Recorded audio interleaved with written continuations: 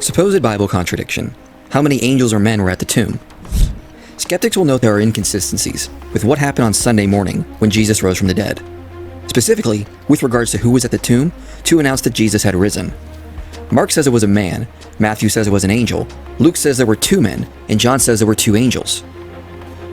Now, despite this appearing as an inconsistency on the surface, if we study the details more, we will find this hardly qualifies as a contradiction. First, the fact that Matthew and Mark only mention 1 being there instead of 2 doesn't mean there was a contradiction.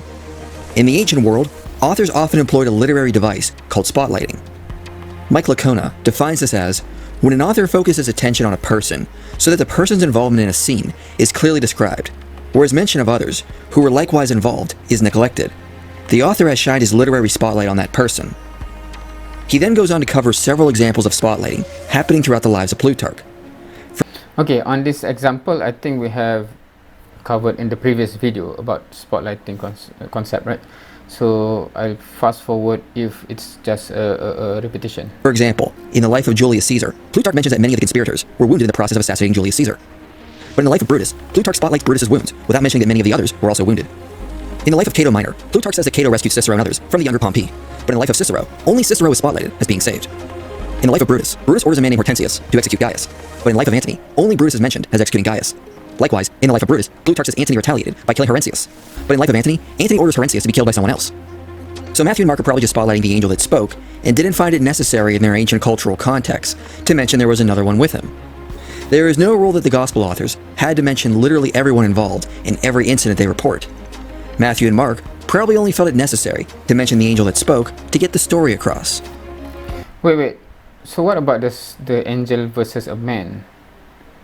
Now we're talking about 1 versus 2, right? But is the man angel or what? With regards to 2 gospel authors saying they were men and the other 2 saying they were angels, this is hardly an issue.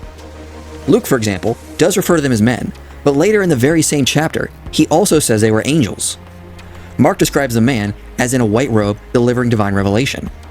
Throughout the New Testament and in other Jewish works, angelic and divine beings are often described as being in white and appearing at random to deliver divine revelation. They can also be described as appearing as men. So that means that it is actually an angel appearing as man. Is that what it means? And in in what is that? In the New Testament Jewish writing, angel function as being that basically give da'wah, meaning spread the message. Is that what you mean? It's hardly a problem to suggest Mark is claiming an angel spoke to the women who appeared as a man in a white robe. Both Matthew and John also describe the angels as being dressed in white. Skeptics also allege that Matthew contradicts the other Gospels in where one of the angels was sitting. The other 3 suggest the angels were inside the tomb, but Matthew 28:2 says one angel sat on a stone outside of the tomb. However, Matthew might also imply the angel moved and that time had passed from when the stone had rolled away to when the women arrived. He also says the angel stated, "Come, see the place where he lay," which implies the angels moved and one was speaking from inside the empty tomb. Another objection is Luke says the angels were standing, but John and Mark say they were sitting. But the Greek word can be translated to mean appear or to be present. It does not necessarily mean to stand. Skeptics will also... Which of the gospel is written in Greek? Or is it all of them in Greek? Note, what the angel says to the women is different in each of the synoptics. But within the ancient cultural context, exact wording was not necessary, and authors were expected to paraphrase and summarize to help readers better understand what was happening. So yeah, I can understand this because it's just storytelling, right? Meaning that's why you can paraphrase, etc. It's like me sharing the lesson learned. So normally I'm speaking in my own language, I am paraphrasing, etc. Right? It's different than, because Muslims have a high standard when this is a verse of Quran. We cannot paraphrase, right?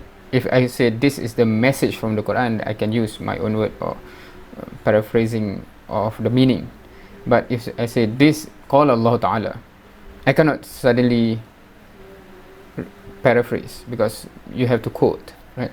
So similarly with hadith, if you say this hadith normally in sometimes we sharing not in a proper class, etc., right?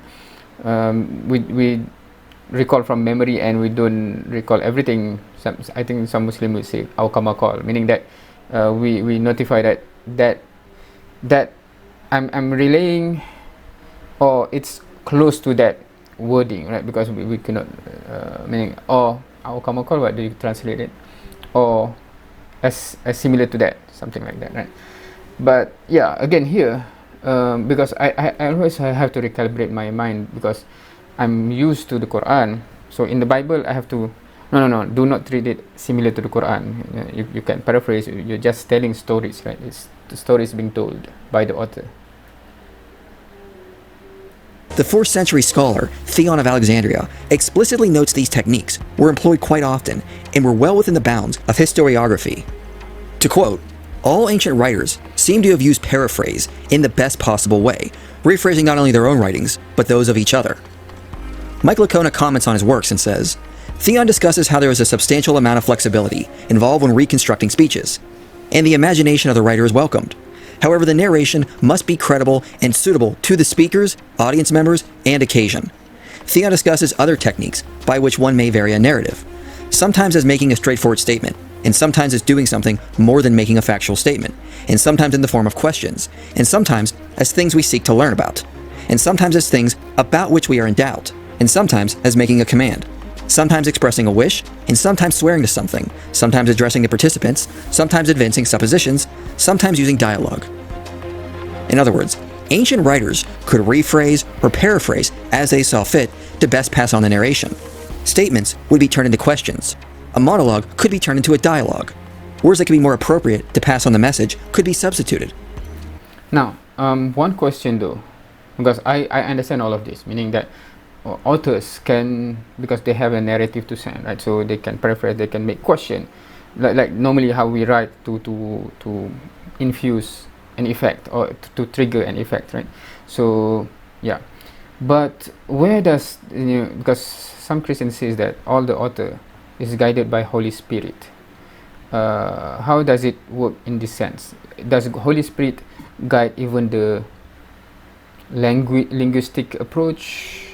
No, you cannot paraphrase there, or no, in this case you have to, in this case you can paraphrase, in this case you have to cite word by word, in this case you have the creative freedom, right? Like adaptation, movie adaptation, you have a creative freedom. In this case you have to be I don't know. So how does it work in terms of, especially for Christians that say the author of the Bible is guided by Holy Spirit, if I'm understanding it correctly, right? Or is it that the Holy Spirit only makes sure that it doesn't deviate that much? I don't know, just a question. Because passing on the message and making sure the audience understood what happened was more important than exact wording. For example, in Plutarch's work, Life of Julius Caesar, he records that a piece of graffiti said, "You are sleeping, O Brutus, and you are not Brutus." But in Life of Brutus, Plutarch says the graffiti read as, "Brutus, you are sleeping, and you are not really Brutus." And there are many other places where paraphrasing like this happens. Again, it was about getting the message across, not exact wording. So given the ancient cultural context, the gospel authors were well within reason to paraphrase and summarize what the angel had said to the women. Demanding exact wording is forcing our cultural context onto the ancient world. They were more concerned with passing on meaning, as that was more important in the long run. So once we move past the surface level reading of the Gospels, we can easily point out there is no real contradiction, and it is quite easy to harmonize these accounts, especially when we take into account the cultural context. Thus, this supposed contradiction can be resolved. Alright, yeah, interesting. Of course, throughout watching all of these videos, I'm more accustomed to seeing the Bible as a piece of literature, right? Ancient literature. So if we see it as such, it's easy to go through this video and nodding through, right? Because previously, coming from a Muslim background, we assume it to be like, like revelation. So we put such a standard that you cannot have differences. But if you see that this is just writings of ancient people, so it's normal. What we see there is normal, right? So yeah, of course, to rely upon it for my salvation, thank you very much, no thank you. But to see it as this is interesting literature to understand what those people want to try to convey, etc., it is interesting. Anyway, so thank you for watching. See you next time.